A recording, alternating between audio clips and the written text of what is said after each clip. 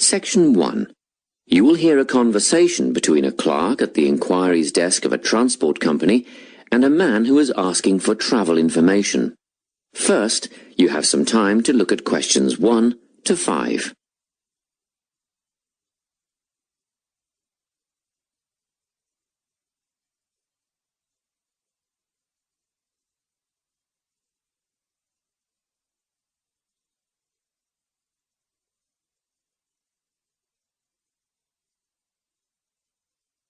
You will see that there is an example that has been done for you.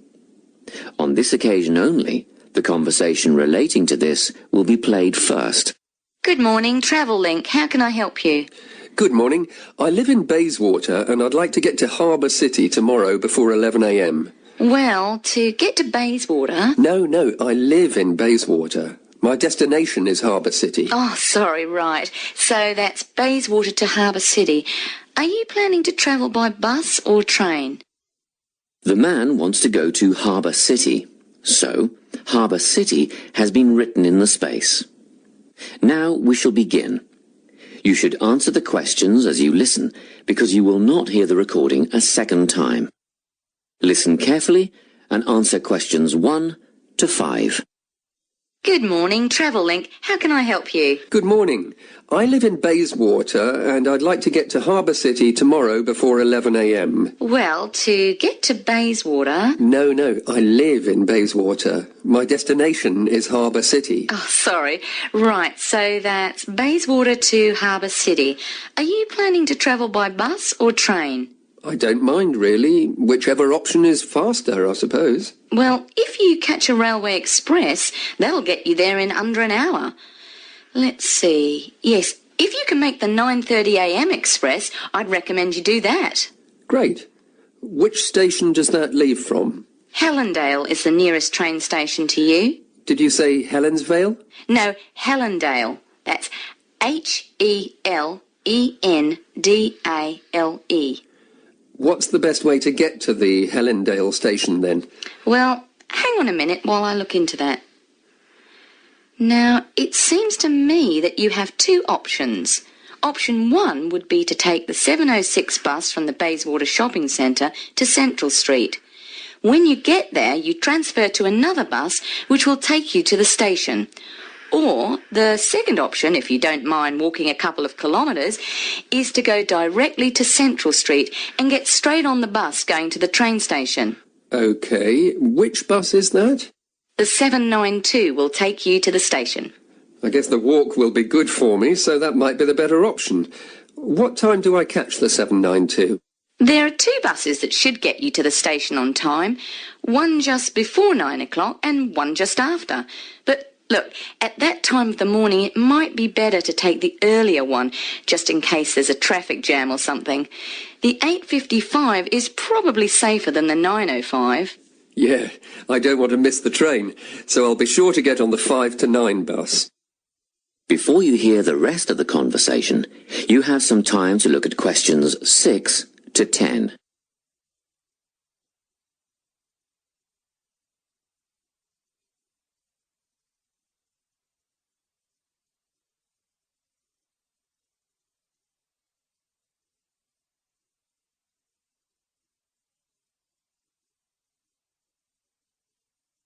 Now listen and answer questions 6 to 10. By the way, how much will I have to pay in fares? Well, you can get a ticket on the bus for $1.80 cash, and you'll need $10 each way for the train. Wait, do you have a Travel Link card? No, but I can get one before tomorrow. OK, well, that'll make it considerably cheaper then. The bus will cost $1.50 each way, and the train will be... The train to Harbour City will... still costs $10 because you'll be travelling during peak hours in the morning, so no savings there, I'm afraid. However, if you could come back at an off-peak time... What does that mean? Well, if you could start your return journey before 5 p.m. or later than 7:30 in the evening... Actually, I wasn't planning on coming back till at least 8 o'clock anyway. Oh, in that case, you can make quite a saving if you use your Travel Link card. You did say you were planning to purchase one, didn't you? Yes, I'll pick one up later today. Good. That would mean your return train journey would only cost you $7.15 with your card. Thank you. Is there anything else I can help you with? Actually, there is. Do you know if I can use the Travel Link card on ferries? If you're thinking of the Harbour City ferries that go back and forth between the North and South Bank, those are the commuter ferries, then yes. A one-way trip costs $4.50, but with your card you'd make a 20% saving and only pay $3.55. So $3.55 for the commuter ferry. What about the tour boats? You mean the tourist ferries that go upriver on sightseeing tours? No, they only take cash or credit card. They're not part of the Travel Link company. Oh, I see. I don't suppose you know the cost of a tour? In actual fact, I do, because I took a friend on the trip upriver just last week. We decided on the afternoon tour, and that was $35 each, but I understand that you can do the whole day for $65. Thank you. You've been a great help. My pleasure. Enjoy your day out. That is the end of Section 1. Section 2. You will hear a guidance counsellor talking to a group of students. First, you have some time to look at questions 11 to 14.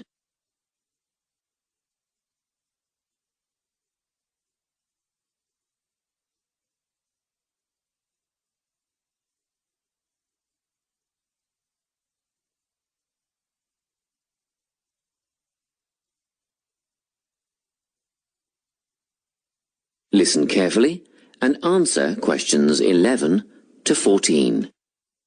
Hello everyone. I'm the Counselling Administrator here at St Ives College, and I've been asked to come and talk to you about our counselling team and the services that we offer. We have 3 professional counsellors here at St Ives, Louise Bagshaw, Tony Denby and Naomi Flynn. They each hold daily one-on-one sessions with students, but which counsellor you see will depend on a number of factors. If you've never used a counsellor before, then you should make an appointment with Naomi Flynn.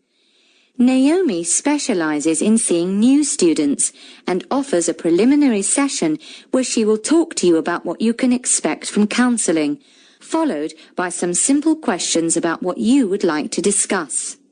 This can be really helpful for students who are feeling a bit worried about the counselling process. Naomi is also the best option for students who can only see a counsellor outside office hours. She is not in on Mondays, but starts early on Wednesday mornings and works late on Thursday evenings, so you can see her before your first class or after your last class on those days. Louise staffs our drop-in centre throughout the day. If you need to see someone without a prior appointment, then she is the one to visit. Please note that if you use this service, then Louise will either see you herself or place you with the next available counsellor. If you want to be sure to see the same counsellor on each visit, then we strongly recommend you make an appointment ahead of time. You can do this at reception during office hours or by using our online booking form. Tony is our newest addition to the counselling team. He is our only male counsellor, and he has an extensive background in stress management and relaxation techniques. We encourage anyone who is trying to deal with anxiety to see him. Tony will introduce you to a full range of techniques to help you cope with this problem, such as body awareness, time management, and positive reinforcement. Before you hear the rest of the talk, you have some time to look at questions 15 to 20.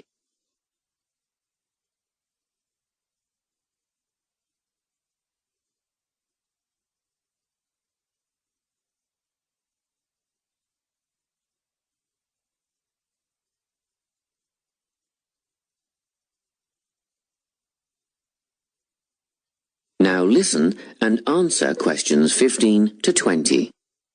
Each semester, the counselling team runs a number of small group workshops. These last for 2 hours and are free to all enrolled students. Our first workshop is called Adjusting. We've found that tertiary education can come as a big shock for some people. After the structured learning environment of school, it is easy to feel lost. In this workshop, we will introduce you to what is necessary for academic success. As you might expect, we're targeting first-year students with this offering. Getting organised follows on from the first workshop. Here, we're going to help you break the habit of putting things off, get the most out of your time, and discover the right balance between academic and recreational activities. With Getting Organised, we're catering to a broader crowd, which includes all undergraduates and postgraduates. Next up is a workshop called Communicating. The way people interact here may be quite different to what you're used to, especially if you've come from abroad. We'll cover an area that many foreign students struggle with, how to talk with teachers and other staff. We'll cover all aspects of multicultural communication. International students tend to get a lot out of this class, so we particularly encourage you to come along. But I must say that sometimes students from a local background find it helpful too, so everyone is welcome. The anxiety workshop is held later on in the year and deals with something you will all be familiar with, the nerves and anxiety that come when exams are approaching. Many students go through their entire academic careers suffering like this, but you don't have to. Come to this workshop and we'll teach you all about relaxation and how to breathe properly, as well as meditation and other strategies to remain calm. We've tailored this workshop to anyone who is going to sit exams. Finally, we have the motivation workshop. The big topic here is how to stay on target and motivated during long-term research projects. This workshop is strictly for research students, as less advanced students already have several workshops catering to their needs. Well, that's it. Thanks for your time. If you have any questions or want more information about our services, do come and see us at the counselling service. That is the end of Section 2. Section 3. You will hear a conversation between a tutor and two students who are preparing for an English literature test.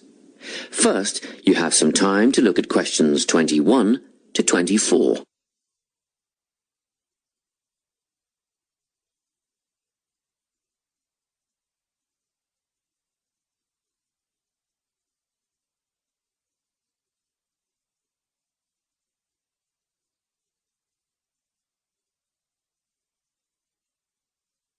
Listen carefully and answer questions 21 to 24.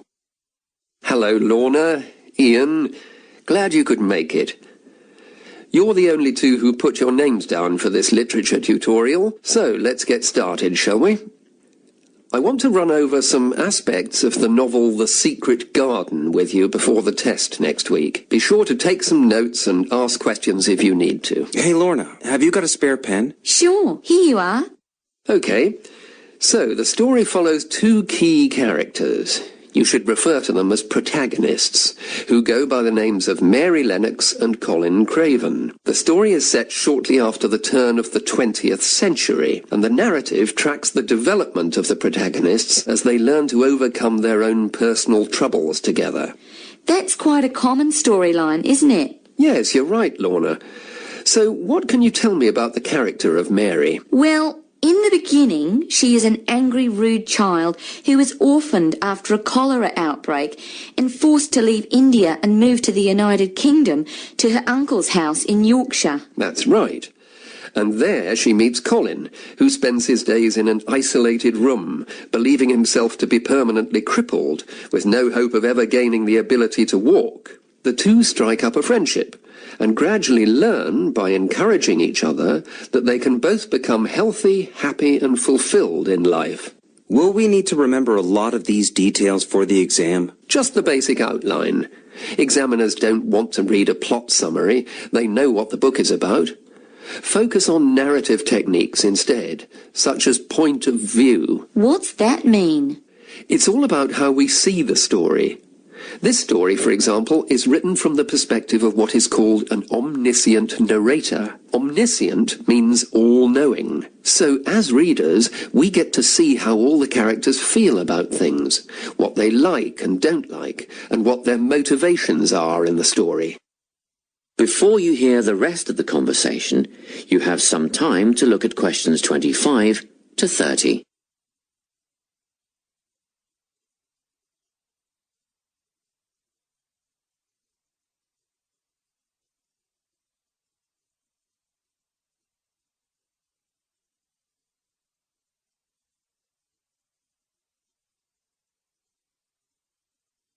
Now listen and answer questions 25 to 30.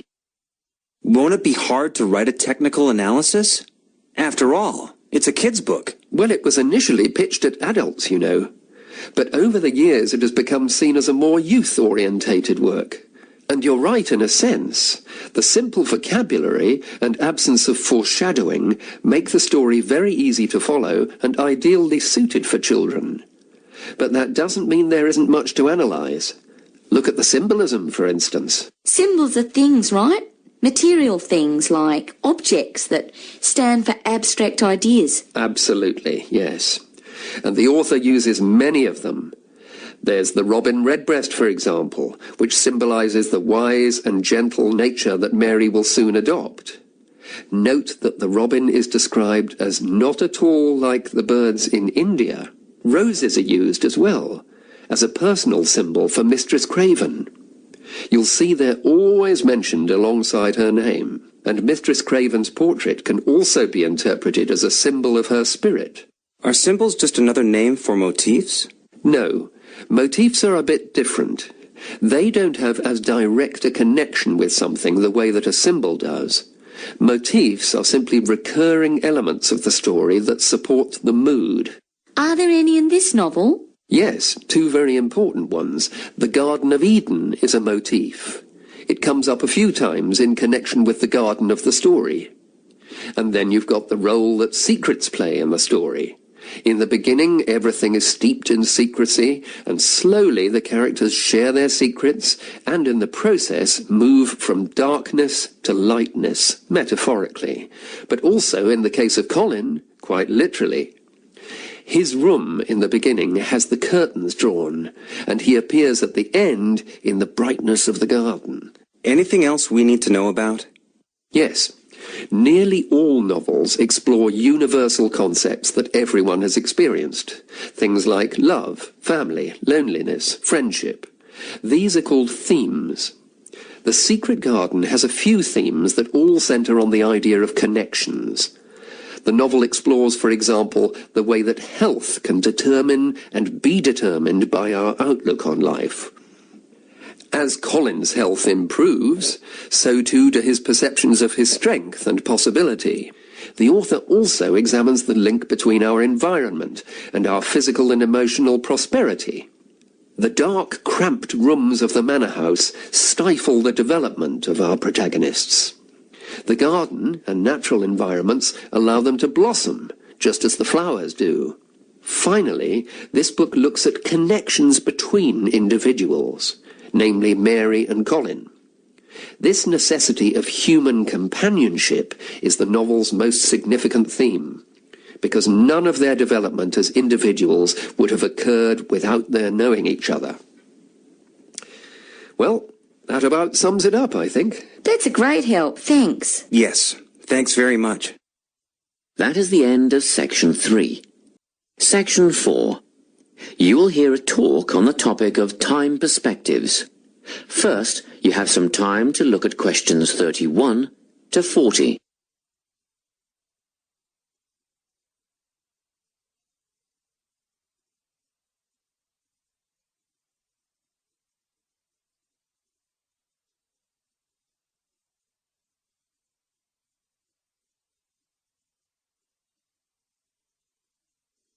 Listen carefully and answer questions 31 to 40. Today, I'm going to be talking about time. Specifically, I'll be looking at how people think about time and how these time perspectives structure our lives. According to social psychologists, there are 6 ways of thinking about time, which are called personal time zones. The first 2 are based in the past. Past positive thinkers spend most of their time in a state of nostalgia, fondly remembering moments such as birthdays, marriages, and important achievements in their life. These are the kinds of people who keep family records, books, and photo albums. People living in the past negative time zone are also absorbed by earlier times, but they focus on all the bad things, regrets, failures, poor decisions. They spend a lot of time thinking about how life could have been. Then, we have people who live in the present. Present hedonists are driven by pleasure and immediate sensation. Their life motto is to have a good time and avoid pain. Present fatalists live in the moment too, but they believe this moment is the product of circumstances entirely beyond their control. It's their fate, whether it's poverty, religion, or society itself. Something stops these people from believing they can play a role in changing their outcomes in life. Life simply is, and that's that. Looking at the future time zone, we can see that people classified as future active are the planners and go-getters. They work rather than play and resist temptation. Decisions are made based on potential consequences, not on the experience itself. A second future-orientated perspective, future fatalistic, is driven by the certainty of life after death and some kind of a judgment day when they will be assessed on how virtuously they have lived and what success they have had in their lives. Okay, let's move on. You might ask, how do these time zones affect our lives? Well, let's start at the beginning. Everyone is brought into this world as a present hedonist. No exceptions. Our initial needs and demands, to be warm, secure, fed, and watered, all stem from the present moment. But things change when we enter formal education. We're taught to stop existing in the moment and to begin thinking about future outcomes. But did you know that every 9 seconds a child in the USA drops out of school? For boys, the rate is much higher than for girls. We could easily say, well, boys just aren't as bright as girls. But the evidence doesn't support this. A recent study states that boys in America, by the age of 21, have spent 10,000 hours playing video games. The research suggests that they'll never fit in the traditional classroom, because these boys require a situation where they have the ability to manage their own learning environment. Now, let's look at the way we do prevention education. All prevention education is aimed at a future time zone. We say, don't smoke or you'll get cancer. Get good grades or you won't get a good job. But with present-orientated kids, that just doesn't work. Although they understand the potentially negative consequences of their actions, they persist with the behavior because they're not living for the future. They're in the moment right now. We can't use logic, and it's no use reminding them of potential fallout from their decisions or previous errors of judgment. We've got to get in their minds just as they're about to make a choice. Time perspectives make a big difference in how we value and use our time. When Americans are asked how busy they are, the vast majority report being busier than ever before. They admit to sacrificing their relationships, personal time, and a good night's sleep for their success. 20 years ago, 60% of Americans had sit-down dinners with their families, and now only 20% do. But when they're asked what they would do with an 8-day week, they say, that'd be great. They would spend that time laboring away to achieve more. They're constantly trying to get ahead, to get toward a future point of happiness. So, it's really important to be aware of how other people think about time. We tend to think, that person's really irresponsible, or that guy's power hungry. But often, what we're looking at is not fundamental differences of personality, but really just different ways of thinking about time. Seeing these conflicts as differences in time perspective, rather than distinctions of character, can facilitate more effective cooperation between people and get the most out of each person's individual strengths. That is the end of section 4. You now have half a minute to check your answers.